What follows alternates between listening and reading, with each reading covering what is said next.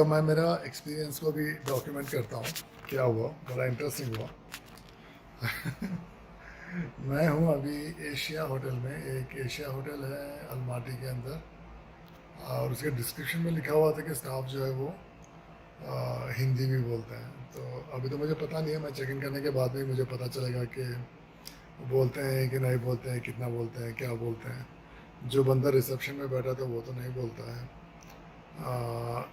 Airport से जैसे मैं बाहर निकला तो मुझे एक चीज़ का टेंशन था कि मुझे जल्द से जल्द एटीएम चाहिए था।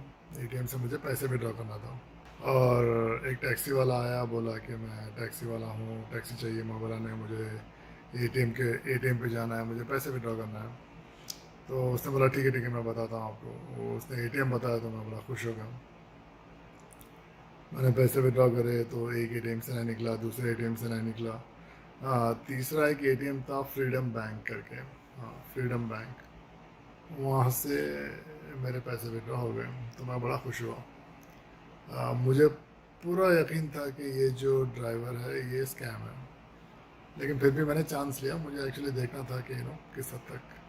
तो मैं बड़ा कॉन्फिडेंट था कि if things go wrong I will be able to take care, और I will anyways handle him. तो हुआ है कि मैंने उसको पूछा कितना लेगा, तो उसने बोला 1000 टिंगे लेगा। 1000 टिंगे होते हैं 200 रुपये, और एयरपोर्ट की कोई टैक्सी यार 200 रुपये में तो नहीं मिलती। और उसकी गाड़ी भी बड़ी अच्छी थी, गाड़ी इतनी मस्त थी कि पूछो मत। फिर जैसे जैसे डेस्टिनेशन में हम लोग पहुँचे, डेस्टिनेशन था मेरा एसेंताई करके, 17 किलोमीटर्स फ्रॉम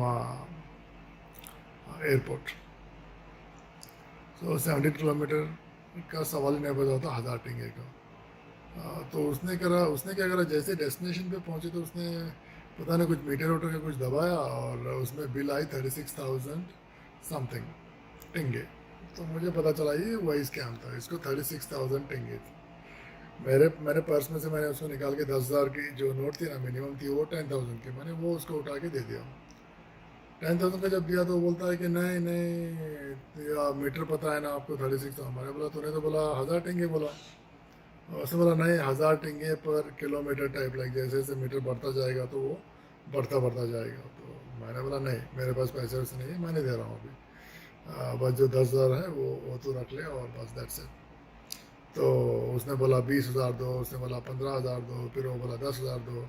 तो अगर मेरे पास जेब में 5,000 की नोट होती तो मैं उसको उठा के 5,000 का ही देता हूँ।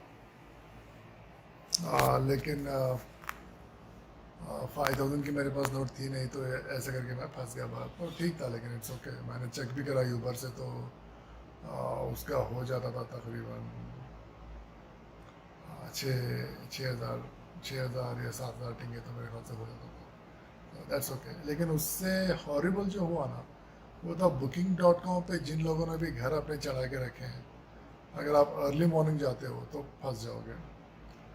मैंने उसका दरवाज़ा खटखटाया, वो किसी ने कोई रिस्पॉन्ड नहीं करा।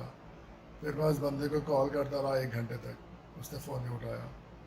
फिर मैं पास के होटल में गया, और वहाँ पे जाके मैं एक बुफे वाला ब्रेकफास्ट था, दैट कॉस्टेड अराउंड 4,000 टिंगे, लाइक 700-800 रुपये का, लेकिन काफ़ी लैविश ब्रेकफास्ट था। और मुझे टाइम पास करना था, तो मैं बैठा, और ये खाना वो खाते, ये खाते वो खाते, मैंने जैसे जैसे करके टाइम पास करा। फिर सबसे अच्छा काम मैंने ये करा था, थैंकफुली। मैंने इंडिया आने से, आई मीन यहाँ पे आने से पहले मैंने इंडिया में इंटरनेशनल रोमिंग को एक्टिवेट किया हुआ था। तो उसकी वजह से कम मेरा फ़ोन वगैरह चल रहा था। तो मैंने ये एंडेक्स का ऐप इंस्टॉल करा। अभी हमको इन सब चीज़ों की इतनी आदत सी हो गई है कि वी कैन नॉट सर्वाइव। जैसे फ़ोन पे की हमको आदत हो गई है, उबर ओला की हमको आदत हो गई है। तो दैट्स वाई तो मैंने एंडेक्स को इंस्टॉल करा। फिर वहाँ से गाड़ी बुक की। तो मैंने बोला यार अभी फिर मैंने दूसरा अपार्टमेंट बुक करा था, लाइक वो भी कुछ ऐसा ही होम स्टे टाइप ही कुछ था। तो उसका मोबाइल स्विच ऑफ आ रहा था, तो मैं तंग आ गया। फिर मैं बोला नहीं, अब मैं होटल ही जाऊँगा। तो आइन टाइम पे फिर मैं इस होटल में आके अभी बैठा हुआ हूँ। तो इसने बोला कि नहीं, आपका चेक इन जो है वो 2 बजे। चेक इन 2 बजे। मैंने बोला यार 2 बजे तक तो मैं बैठ नहीं सकता हूँ, मैं तुमको पैसे देता हूँ एक्स्ट्रा, आप मेरा अर्ली चेक इन करो। तो अभी उसने बोला है कि नहीं, आपका रूम अभी जो है वो क्लीन करेंगे और देन यू कैन गो। तो अभी देखता हूँ कि ये कितना टाइम और लगाएगा।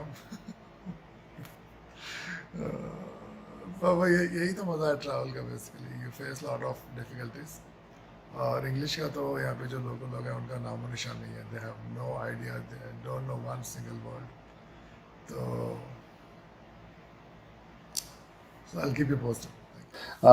मैं कज़ाकिस्तान स्पेसिफिकली क्यों आया हूँ, इस पे मैं actually specifically I wanted to make a video. मैं 1 साल से रफली 1 ईयर इसके बारे में रिसर्च कर रहा था, इसके बारे में मैं पढ़ रहा था। And what I found the most interesting कि लोग इसको समझते हैं कि ये एक डेजर्ट कंट्री है और बस इसमें कुछ है ही नहीं। It's a very very poor country, some people think, which is not at all true. मुझे जो सबसे इसकी अच्छी बात लगी वो थी, it has very cheap electricity.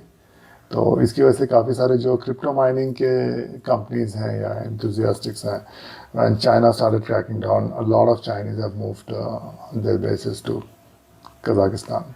और उसके बाद जो ऑयल है वो बहुत सस्ता है, इलेक्ट्रिसिटी है दैट इज़ वेरी चीप। और एजुकेशन, काफ़ी सारे लड़के आते हैं यहाँ पे MBBS वगैरह करने के लिए इंडिया से, तो मुझे जाकर उनसे भी बात करना है कि वो कैसा फील करते हैं, whether they are comfortable or what is missing kind of stuff। तो ये मेरा पर्पज़ है बेसिकली कज़ाकिस्तान ट्रैवल करने का। जो भी मैं सीखूंगा समझूंगा वो मैं आपके सामने रखूंगा। Thank you so much. Subscribe now and press the bell icon. Never miss an update.